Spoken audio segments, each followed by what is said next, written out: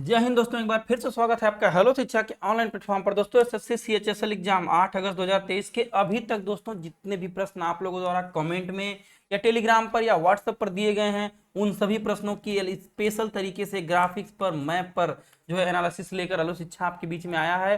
दोस्तों हेलो शिक्षा का उद्देश्य केवल और केवल आपकी परीक्षा में आपने जो तैयारी किया है उसमें अधिक से अधिक नंबरों की बढ़ोतरी करना, आपकी तैयारी को एक नया बूस्ट देना, यही उद्देश्य रहा है। दोस्तों छोटे छोटे वीडियो बना करके हम डेली तरह तरह से क्वेश्चंस को खोज करके जो भी एग्जाम में आए हुए करेंट क्वेश्चन रहते हैं तत्काल आज के अभी तक जो भी क्वेश्चन मुझे आप लोगों द्वारा मैसेज किए गए हैं, ग्रुप में भेजे गए हैं, उन सभी क्वेश्चंस की स्पेशल एनालिसिस लेकर आपके बीच में हाजिर हूं दोस्तों।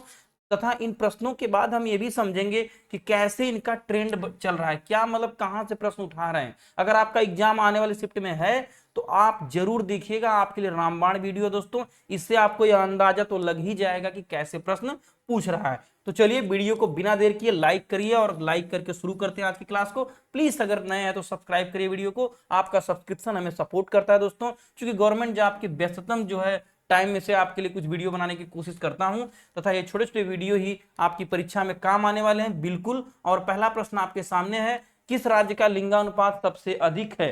तो किस राज्य का लिंगानुपात सबसे अधिक है इसको समझते हैं। लिंगानुपात की बात करें दोस्तों तो कुल 1000 पुरुष जो होते हैं, 1000 मेल, अगर 1000 मेल की बात करें तो इनके सापेक्ष फीमेल्स की कितनी संख्या है, इसी को लिंगानुपात कहते हैं।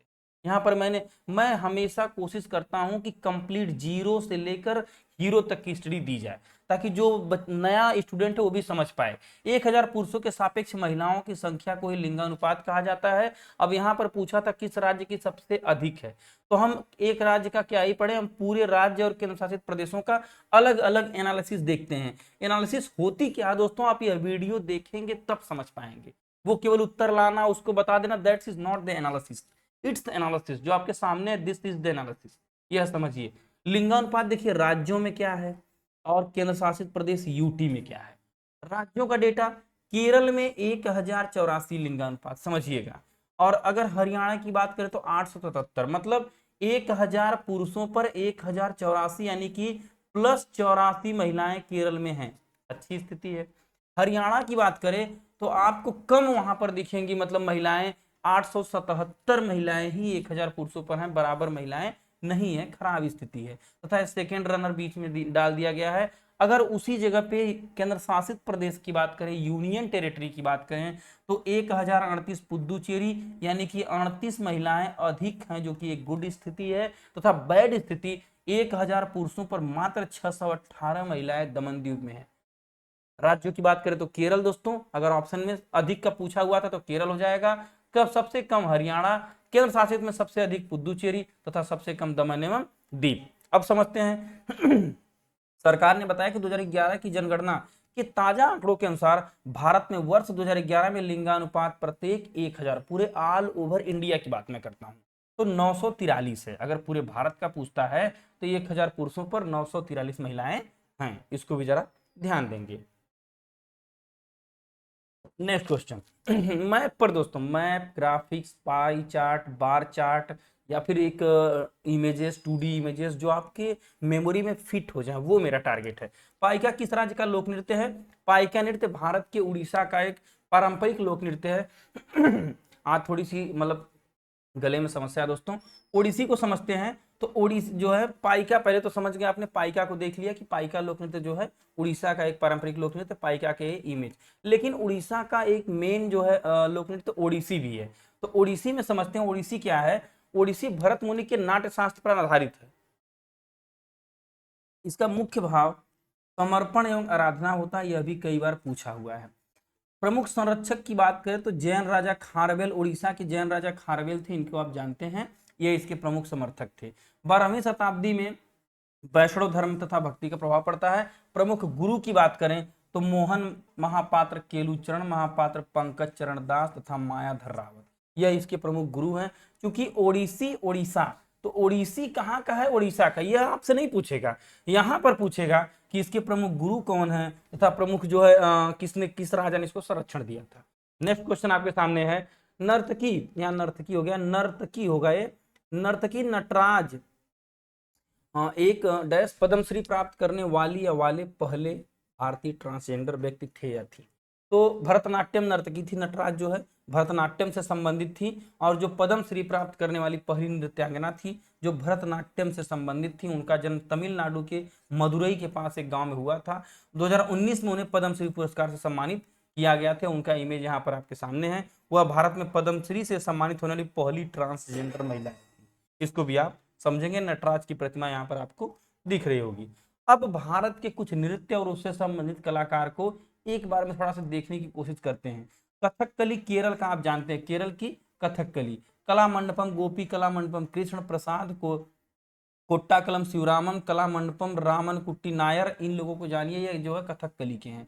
उत्तर भारत की बात करते हैं तो कथक यहाँ पर है। दक्षिण भारत में कथकली है, लेकिन उत्तर भारत में कथक है केवल। तो बिरजू महाराज, पंडित बिरजू महाराज आप जानते हैं। इसके बाद उमा शर्मा, सितारा देवी, महाराज जो है शंभू महाराज, इससे संबंधित था। ओडिसी के आपने हमको अभी माधवी हमने बताया, आपको किरण बताया, सहगल। कुचिपुड़ी आंध्र प्रदेश की यामिनी कृष्णमूर्ति, कई बार पूछा हुआ है, इसको भी जरा सा ध्यान रखिएगा। इस तरह मोहिनी अट्टम की केरल का जो है स्मिता रंजन और सुंदरा नायर मोहिनी अट्टम की हैं। तथा सत्रिया असम का जो लोक नृत्य है, इसके प्रमुख कलाकार श्रीमंत शंकर देव तथा मधु स्मिता बोरा भी हैं। भरतनाट्यम की बात करें तो तमिलनाडु की रुक्मिणी देवी अरुंडेल, मृणालिनी साराभाई, यामिनी कृष्णमूर्ति, सोनल मान सिंह तथा लीला सैमसंग प्रमुख हैं। चूंकि यहाँ से प्रश्न कई बार पूछा है, मैं स्क्रीन को क्लियर करता हूँ दोस्तों। एक बार प्लीज अगर आपका एग्जाम है तो इसको जरूर रिवाइज कर लीजिएगा, हो सकता है 1 नंबर दोस्तों यहाँ से मिल जाए और काम बन जाए। उस्ताद विलायत खान का संबंध किस वाद्य यंत्र से है? उस्ताद विलायत खान का संबंध जो है एक भारतीय सितार वादक थे, यह उस्ताद विलायत खान साहब हैं। यह इनके नाम पर जारी टिकट है आपके सामने। इमेजेस और ग्राफिक्स लगाने का तात्पर्य दोस्तों सिर्फ इतना रहता है कि यह आपके माइंड में जाए तथा इमोशनली आप कंटेंट को विजुअलाइज कर पाए, फील कर पाए, यह मेरा टारगेट रहता है। चूंकि ये पढ़ा हुआ तो भूल जाता है, लेकिन यह इमेज हमेशा याद रहता है। हरिप्रसाद चौरसिया बांसुरी वाले, जो है शिव कुमार शर्मा संतूर, ठाकुर भीखम सिंह मृदंग, बिस्मिल्लाह खान शहनाई, जाकिर हुसैन तबला, अमजद अली खान सरोद। डेली इसको ऐसे रटते रहेंगे दोस्तों। यह कोई अब ऐसा भी नहीं कोई इसका ट्रिक वगैरह तमाम बना लीजिए, लेकिन अगर 2-4 बार पढ़ते रहेंगे तो आपके माइंड में 1 नंबर फिट रहेगा और कभी भी आपको यहाँ से 1 नंबर का लाभ मिल जाएगा। इब्न बतूता किस देश के निवासी थे? तो अफ्रीका के मोरक्को के प्रसिद्ध जो है एक तांजियर में इनका जन्म हुआ था। इनका पूरा नाम मोहम्मद बिन अब्दुल्ला इब्न बतूता था। यह इब्न बतूता है। कहने का मतलब कि भारत आने वाले प्रमुख विदेशी यात्रियों से प्रश्न पूछ रहा है। तो मेगास्थनीज यूनानी चंद्रगुप्त मौर्य के समय में जो आते हैं, डाईमेकस सीरिया के बिंदुसार के समय में जो आता है, फाहयान जो है चंद्रगुप्त द्वितीय के समय में जो आता है, Hiuen Tsang Harshavardhana, Marco Polo Kayal Pandya वंश के समय में आता है। इनको याद रखेंगे, यहां से प्रश्न दोस्तों बन सकता है। नेक्स्ट क्वेश्चन है। अब देखिए प्रश्न तो नहीं मिला, लेकिन कई लोग बोले कि आर्य समाज, ब्रह्म समाज, कुछ ऐसे मतलब जो है समाज सुधारकों से प्रश्न आया था। तो एक बहुत ही रिच कंटेंट आपके सामने है ग्राफिक्स के साथ। क्योंकि आप पढ़ते हैं लेकिन उन लोगों को देख ही नहीं रहते हैं, तो आप विजुलाइज नहीं कर पाते हैं कि वो किस प्रकार के थे, कैसे काम करते थे, है ना। अब जैसे आर्य समाज है तो स्वामी दयानंद सरस्वती आर्य समाज, इनको आप समझिए। इसके बाद ब्रह्म समाज राजा राम मोहन राय, सत्यशोधक समाज ज्योतिबा फूले, प्रार्थना समाज आत्माराम पांडुरंग, रामकृष्ण मिशन स्वामी विवेकानंद, ईश्वर चंद्र विद्यासागर।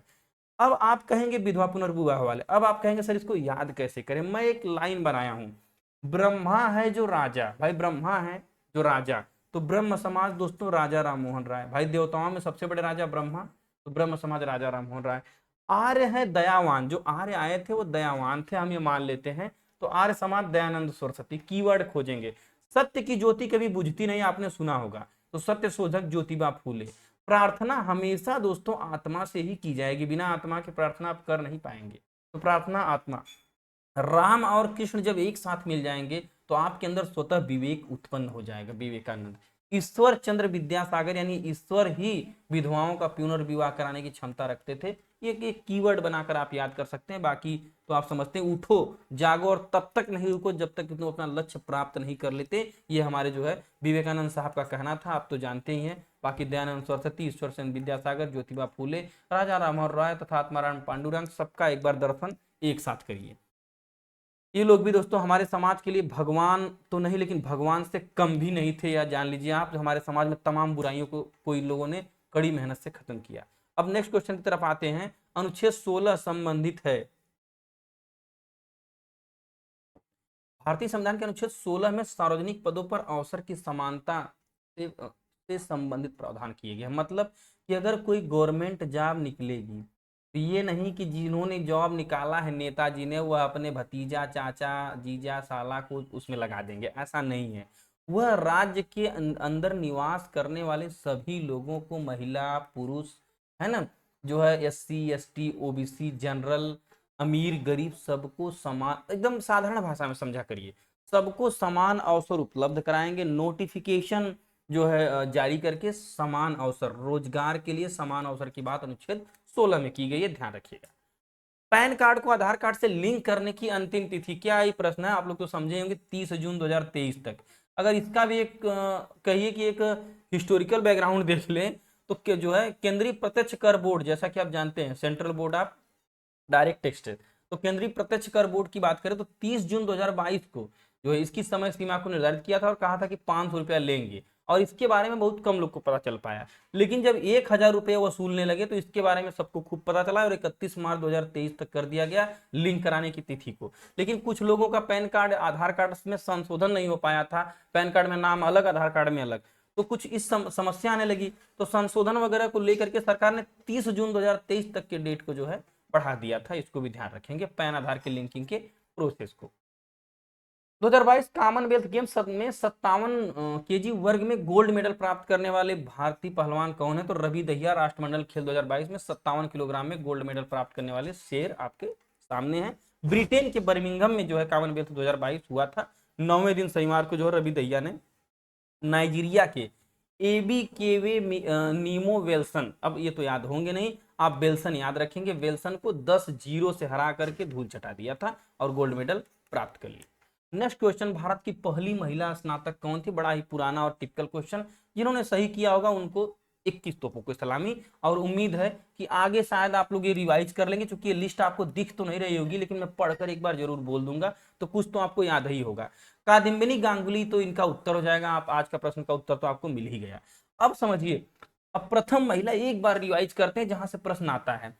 भारत की प्रथम महिला राष्ट्रपति प्रतिभा देवी सिंह पाटिल, प्रथम महिला प्रधानमंत्री इंदिरा गांधी, प्रथम महिला लोकसभा अध्यक्ष मीरा कुमारी, है ना, भारत की प्रथम महिला राज्यसभा अध्यक्ष वायलेट अलवा। अब समझिए एक सेकेंड, इसके बाद प्रथम महिला सांसद की बात करें तो राघवा सुब्बारायन थी, भारत की प्रथम महिला राज्यपाल सरोजिनी नायडू यूपी वाली, भारत की प्रथम महिला शासिका रजिया सुल्तान, रजिया फंस गई गुंडों वाली रजिया, हाँ बिल्कुल, भारत की प्रथम महिला IAS अन्ना जॉर्ज, IPS की बात करें तो किरण बेदी बहुत फेमस है, जानते होंगी, भारत की प्रथम महिला मुख्यमंत्री सुचेता कृपलानी भी जानते रहिए, अंतरिक्ष में कल्पना चावला जाने वाली थी, बुला चौधरी जो है तैरकर जो है 7 बार जो है सागर तैरकर पार करने वाली महिला बुला चौधरी हैं। ऑस्कर पुरस्कार जो है भानु अथैया ने जीता था, इनको भी जानिए।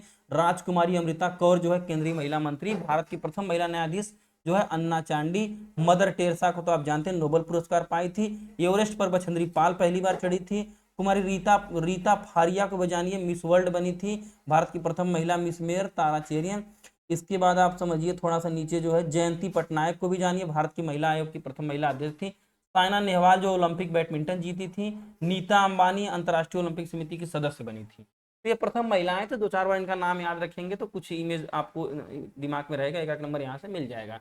अनुच्छेद 39A क्या कहता है, भारतीय संविधान के अनुच्छेद 39A की बात करें तो समाज के कमजोर वर्ग के गरीबों को कानूनी सहायता प्राप्त करने की फ्री लीगल एड्स, मतलब एक तरह से फ्री कानूनी सहायता प्रोवाइड करने की बात करता है सामाजिक न्याय अधिकारिता मंत्रालय। महिलाओं के लिए संवैधानिक प्रावधान अनुच्छेद 39 का समान न्याय और निःशुल्क विधिक सहायता, इसको भी जरा ध्यान रखेंगे। अनुच्छेद 51A कुछ आर्टिकल से प्रश्न आया था दोस्तों, बिल्कुल आया था, तो संविधान का पालन करना, आदर्शों एवं संस्थाओं, राष्ट्रीय ध्वज, राष्ट्रीय ज्ञान का सम्मान करना, स्वतंत्रता हेतु हमारे राष्ट्रीय संघर्ष को प्रेरित करने वाले महान आदर्शों को संजोना एवं उनका पालन करना, न कि आप उनको क्रिटिसाइज करें। हमें हर एक तरह के नेता, हर एक तरह के जो है स्वतंत्रता के लिए कार्य करने वाले स्वतंत्रता सेनानी, सबका जो है एक तरह से सम्मान करना चाहिए, अनुच्छेद 51A कहता भी है और असल में करना भी चाहिए, यह बिल्कुल। नेक्स्ट क्वेश्चन आपके सामने, मोडेरा सोलर गांव किस राज्य में स्थित है, गुजरात के मेहसाणा जिले में मोडेरा है, सोलर वाला गांव है, मोदी जी ने 24 घंटे बिजली आपूर्ति वाला गांव घोषित किया था इसको, आप जानते हैं, हाल ही की न्यूज से सबने सही किया होगा। पसंद आ रहा सेशन तो प्लीज दोस्तों लाइक करिए, कमेंट में जय हिंद जरूर लिख दीजिए। वीडियोस तो आप लोग खूब देखते हैं, शेयर भी करते हैं, बहुत आपका धन्यवाद। चैनल पे सपोर्ट आप लोग खूब कर रहे हैं। जो है जिस तरह से बड़े बड़े चैनल आपको क्वालिटी कंटेंट नहीं दे रहे हैं, लेकिन मैं बार बार क्वालिटी कंटेंट की बात करता हूँ, कम समय में अधिक डेटा देने की बात करता हूं, ताकि आपके एग्जाम में वो रामबाण साबित हो। प्लीज आप सपोर्ट करिए, सब्सक्राइब करिए, कुछ नए दोस्तों तक भेजिए, कुछ सब्सक्राइबर बढ़ाने में हमारी भी मदद करिए, ताकि हम आपके लिए ऐसे कंटेंट लाने के लिए प्रेरित रहें हमेशा। ऑल इंडिया मुस्लिम लीग की स्थापना कैसे हुई थी? तो 30 दिसंबर 1906 को ऑल इंडिया मुस्लिम लीग की स्थापना हुई थी। ढाका वर्तमान बांग्लादेश में इसकी स्थापना होती है दोस्तों। आगा खान, सलीमुल्लाह और मोहम्मद अली जिन्ना, तो आप इनको देखिए, जिन्न यानी जिन्ना, नाम भी इनका ऐसे ही था। कई नेता इसमें शामिल थे। 1947 में पाकिस्तान के गठन के बाद, चूंकि इनका उद्देश्य भी कुछ ऐसा था, ऑल इंडिया मुस्लिम लीग की जो है यह बन जाती है, मुस्लिम लीग बन जाती है। जब पाकिस्तान का गठन होता है तो ये मुस्लिम लीग इसका नाम कर देते हैं, क्योंकि इंडिया तो से तो हट ही गए हैं। अब समझिए जिन्ना का क्या करें, अभी इनको क्या छोड़िए, जाने दीजिए। नेक्स्ट क्वेश्चन की तरफ। क्वेश्चन खत्म। स्कैन करिए टेलीग्राम क्यूआर कोड हमारा, और यहाँ पर पीडीएफ प्रोवाइड की जाएगी दोस्तों। लाइक, कमेंट एंड शेयर और सब्सक्राइब, लेकिन तब अगर कंटेंट पसंद आ रहा हो तब। हमेशा मैं कहता हूं कंटेंट पसंद आए तो जरूर सपोर्ट करें दोस्तों, और पसंद आएगा ही जिस तरह से डिजाइन किया गया है आपके लिए। जय हिंद, जय भारत।